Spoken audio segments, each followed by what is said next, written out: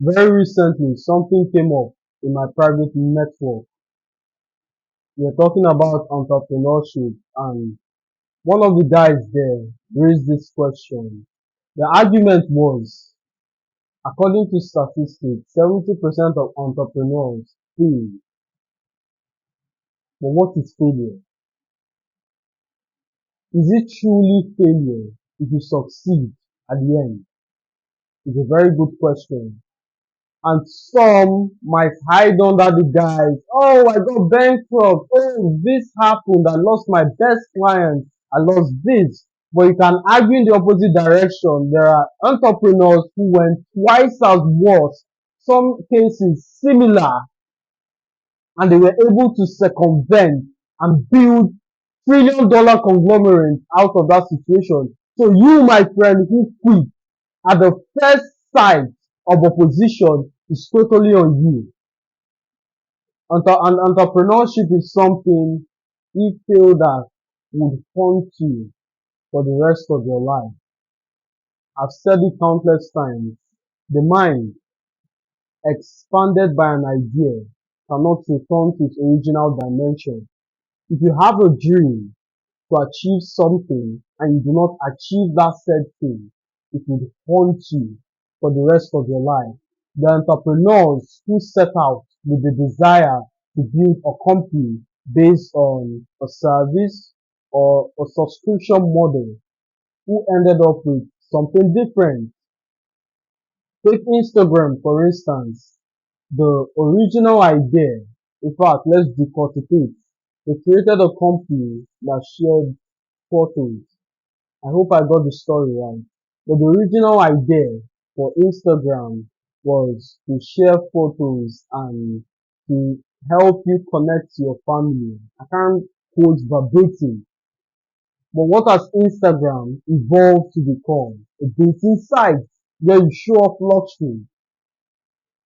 Pivoting is one of the most important tasks in entrepreneurship. The guys who developed Instagram, who later sold for $1 billion, received investment from an investor to develop an app that was not Instagram. Instagram was born from pivoting. Had they relied all their goals, every single thing on the failed app, perhaps they would have never walked out with $1 billion check. So when something fails, do not put it on a pedestal. Do not use your failure to identify yourself. This is where most people get it wrong. It's not limited to just entrepreneurs.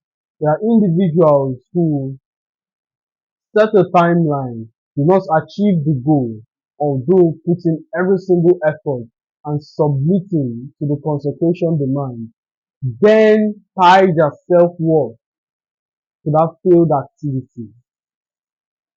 Sometimes it can be a test to see the strength of your character, the strength of your conviction. How much do you believe in that said dream, in that said vision, in that said activity?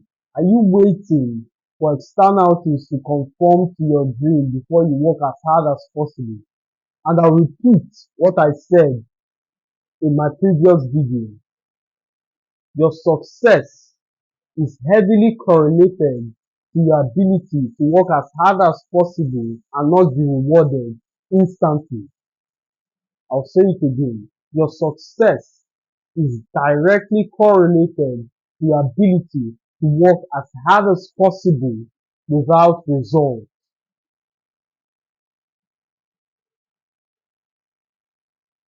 Amazon, first 5 years wasn't profitable.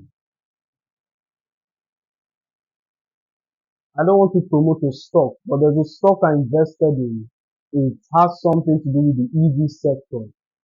The shares declined from $4 to 0 point something cents. Intuitively, I understood the CEO has to do something within the next 90 days for the share to trade at least $1 plus. Else, it will be delisted from the New York Stock Exchange. To me, instantly, that was a buy. The next time I check it, a cent worth of stocks now trades for $11. We are diverging a bit, but I want you to understand that failure is not an identity, it's an event. You learn from your failures, you take feedback, you go bigger, become better. And I'll wrap this up with a quote from myself. Sometimes the goal is not the outcome, the goal is the process. And as always, my friends, it's a pleasure speaking to you. I'll see you in the next one.